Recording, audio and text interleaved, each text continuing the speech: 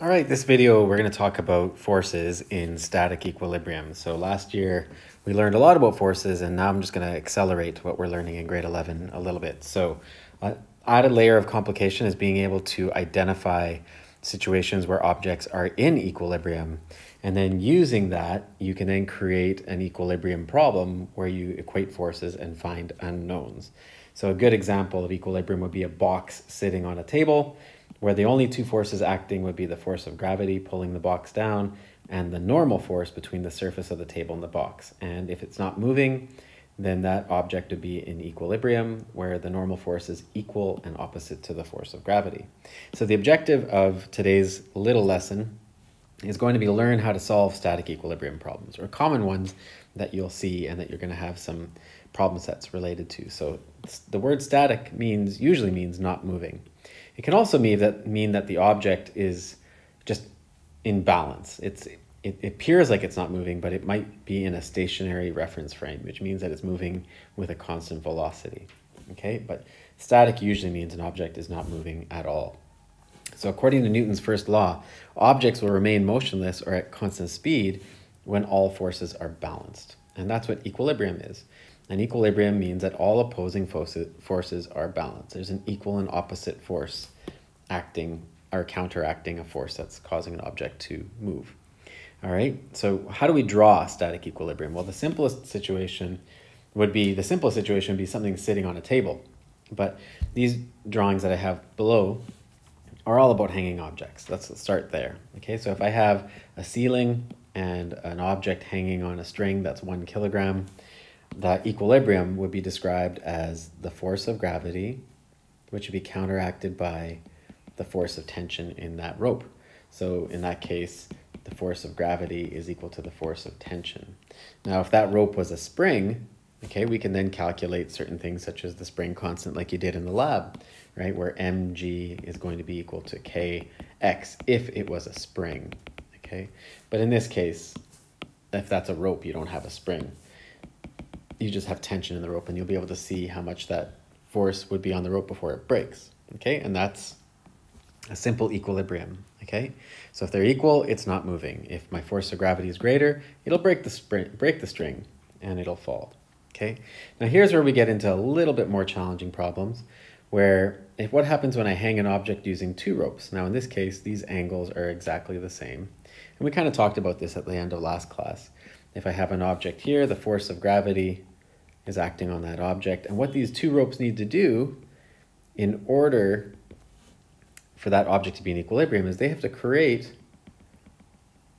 a force of tension, a summed force of tension. This rope and that rope is creating a summed force of tension that is equal to the force of gravity. So for example, I would say like the sum of the force of tension in the y, if I call it the y direction, that's my y axis and this is my x-axis. So if I say the sum of the force of tension in the y direction is equal to and opposite to the force of gravity, okay, that's my equilibrium statement. This object is in equilibrium when that summed force in the y direction is equal to the force of gravity. It's not going to move. Now, questions would often ask you to solve for the force of tension in that string. So how would I go about actually finding the force of tension in that string? Okay, well, each of these strings, because they're at equal angle, are going to supply half of that force of tension. Okay, so Ft2, okay, the component of it that is in the vertical direction, plus Ft1, the component that's in the vertical direction, is going to be equal to the force of gravity. So what I'm saying here is that each of these strings is going to apply a force in the up direction. I'm just going to change the color. Okay, so that's like Ft2, and this is Ft1. Okay, each of those forces are going to supply a vertical component that adds up to half of the force of gravity. Okay, so what we need to do is you need to be able to resolve that. Okay, so if I found the force of gravity, in this case 1 kilogram times 9.81 meters per second squared is going to be equal to the force of gravity. Well, for this green component over here, that's going to be 1/2 my force of gravity. And then I'd be able to solve for the force of tension as long as I knew what that angle was. Okay, so let's just put in some angles just for the heck of it to be able to solve this. So if this is 30 degrees and that's also 30 degrees, okay? So then if I wanted to solve for the force of tension, then I would say 1/2 of mg, okay? So 1/2 of mg is equal to that y variable over there. Okay, so if I drew the triangle, okay, that's my triangle. This is going to be 1/2 mg. This is ft1, and that is 30 degrees. Okay, so then what trigonometry function would I use here? I'm trying to solve for this, and I have that. So this is my opposite side of the triangle, and this is my hypotenuse of the triangle. So that's telling me I should be using the sine function. So sine of theta is equal to opposite over hypotenuse. We're trying to solve for the hypotenuse. We're trying to solve for ft1. So if I rearrange that equation, h is equal to my opposite over sine theta, okay? Which is going to be equal to 1/2 mg divided by sine of 30 degrees, okay?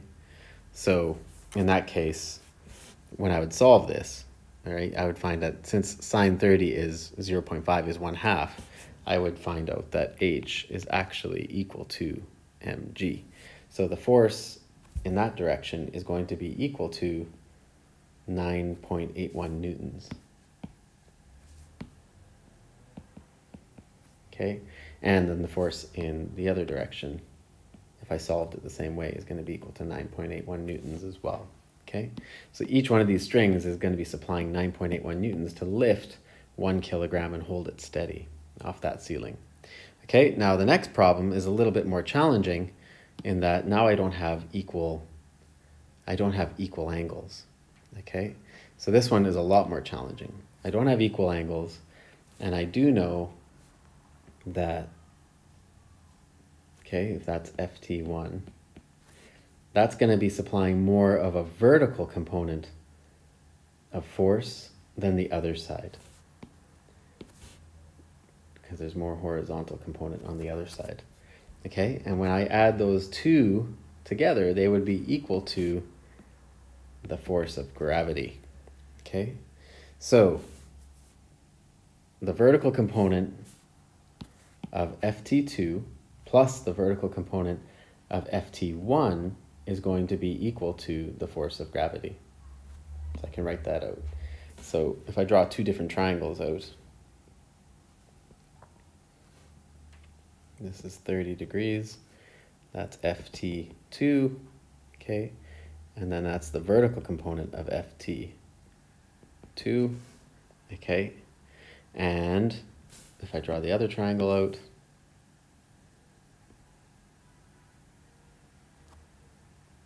okay, this is ft1, that's 60 degrees, and that's the vertical component of ft1. So what I would say, my equilibrium says that the vertical component of ft2 plus the vertical component of ft1 is equal to mg. Okay, well, let's put that in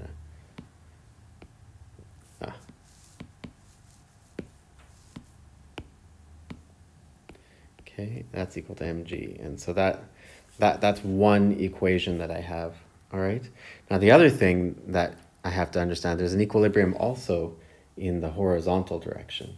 Okay, so I have an equilibrium in that direction. So whatever the horizontal component, okay, that ft2 is applying, and the horizontal component here have to be able to balance out in order to stay in equilibrium.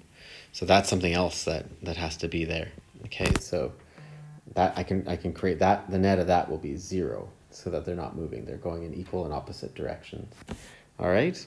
Okay, so I'm not going to solve this problem. I'm just going to get you here and get you to think about that, because this is a challenge problem. How would you solve for the force of tension in these ropes? Okay, what do I have to do here? Okay, so using that angle, this is 30 degrees, that's opposite and hypotenuse. Okay, so I have sine of 30 degrees is equal to my vertical component of ft2 divided by ft2. Okay, and then this other one is sine of 60 degrees is equal to my vertical component of ft1 over ft1, right? And I also have this equation over here. So how would you go through this? I'll leave you there. I got you into the idea, but how would you use everything that I presented here to solve for ft2? I'm just going to erase this part. To solve for ft2, which is in that direction. Okay, and solve for ft1 in that direction. So that's a big think question, and we'll go through that next class together. So let's see if you guys can use some identities to be able to solve for those forces in order to be able to prove what they actually are. Okay, now the last question, last situation is a little bit simpler. I should have probably presented this first. Okay, this is somebody pulling back a swing and holding it. So it's also a static equilibrium before he lets it go. And the diagram over here shows the forces in action. I have the weight of the person on the swing, I have the force of tension in the rope, and I have the force in which this guy is pulling it back. Okay, and that creates a triangle. So if I had a person sitting on a swing, okay, so here's the person. Okay, somehow that's attached to the back there. It's a weird way of drawing a swing. The force of gravity is equal to the force of tension in that direction if it was completely vertical, but because they pulled the object to the side, okay, then I have the force of tension. That would be the original weight of the person, and this would be the force of the pull, okay? And not so difficult. If I was able to say that he pulls her so that she's at a 30-degree angle, you could easily use her weight, the weight of that swing, to be able to solve either the tension in the rope or the force in which that person is pulling, okay? So for example, let's just say that the person that she's pulling is 60 kilograms. So if the person was 60 kilograms, and I'm just gonna draw it as a box, okay? And then I pull that 60 kilograms to a 30-degree angle, how much force do I have to apply to be able to pull that object to a 30-degree angle? How much horizontal force? Okay, so that would be just using this diagram here. Okay, that's weight. Okay, and the force is over here. This is opposite. This is adjacent. So how would I use my trigonometry? Well, that would tell me that opposite adjacent, that would be tan theta is equal to F pull over the weight. Okay, so if I want to solve for the F pull, then I would say tan theta times the weight of that person is going to be the force at which I have to pull it. Okay, so tan of 30 degrees times 60 kilograms times 9.81 meters per second squared is equal to F pull. Okay, and if I use my calculator, I'd be able to get that final answer, and that would tell me the exact force at which that person is pulling. Okay, on the other hand, I can also then calculate the tension in the rope using the same thing. Instead of tangent, the tension in the rope would be cosine, because this is adjacent and hypotenuse. So cosine theta is equal to adjacent over hypotenuse. To solve for the force of tension, it'd be the weight divided by cosine of 30 would get me the force of tension in that swing. Okay, so to go back, just this problem is a complicated one, and I'd call that an HL level problem. So I didn't want to finish the solution because I want you guys to then try to rationalize how you would put this together, everything that I have here, to be able to solve the force of tension in that rope and the force of tension in that rope. All right.